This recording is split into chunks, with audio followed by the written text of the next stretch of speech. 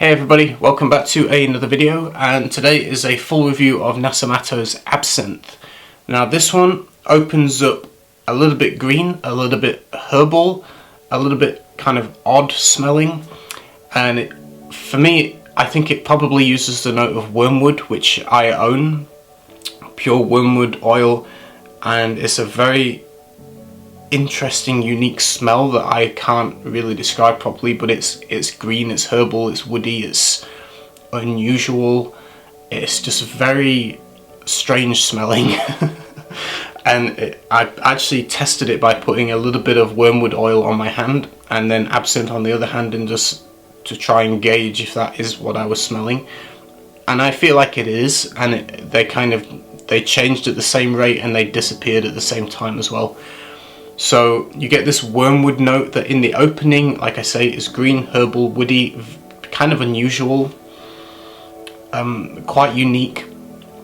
And as it dries down, it becomes a lot more wearable and less kind of weird smelling.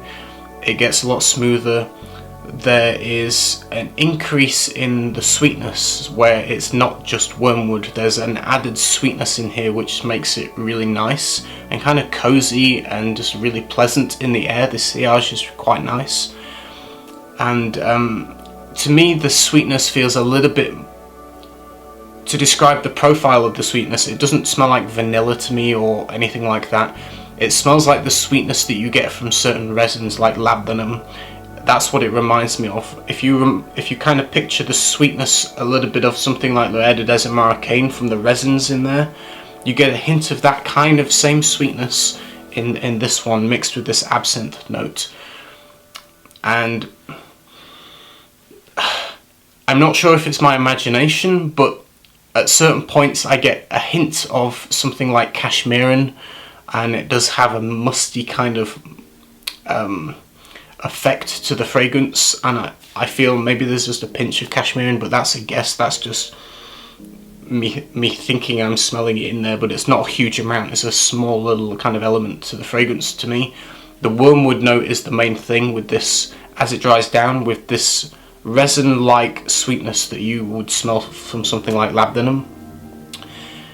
And it's quite nice, it's cozy in the air. The opening a little bit odd, a little bit challenging for some people. As it dries down, much more friendly, much more kind of versatile, very pleasant, very smooth. Kind of reminds me a little bit of like if you imagine a tree in a forest that's fallen on the ground, that's covered in like a velvety smooth moss. I kind of, when I close my eyes and picture the scent, it's like this carpet of very silky kind of moss over this tree. So it's woody, it's green, but it's very smooth and a hint of sweetness. Very nice. When I read some of the reviews for this, I hear vetiver a lot in people's descriptions, and I don't smell any vetiver personally, but when wormwood dries down, the dry down of the wormwood is this more rich kind of woody note that has green facets to it, and just it has nuances of vetiver within the dry down of the wormwood. In terms of performance, this is one of the weakest in the Nasomatto collection on my skin personally. I thought the sillage was very good, but the projection is soft. It doesn't project out far, but when you're walking through a room or you leave a room, it will leave sillage, so it will leave the scent in the room for a while after you're gone. So sillage is quite good for the first hour, but the projection, physical projection off you is fairly soft until you move around and kind of leave it behind you. And the longevity, I'm going to say 3 hours. It was quite short. Now, it did linger on for a little bit afterwards, so you could say 4 hours, but it's so soft by then, I don't really want to count it. So 3 to 4 hours longevity on my skin. Now that is maybe skin chemistry dependent. You might get a lot longer than me, you might get shorter than me, but for me I got 3 hours, so it's the weakest that I have ever tried from Nasomatto personally. It's definitely not blind buy safe because the opening is kind of weird smelling and the performance is really kind of on the weak side. 3 hours isn't great by anyone's standard. so it's one that you would need to sample, but I would say it's completely unisex. Doesn't matter if you're a man or a woman. I would say it leans more to the colder months, basically autumn, winter, though it's probably not strong enough in the winter. And I'm not sure the occasions that you would want to grab it. It's more of a unique kind of occasional fragrance that you might wear casually for your own pleasure, but it's definitely probably not going to be hugely mass appealing to the people around you, although the dry down is quite nice and pleasant.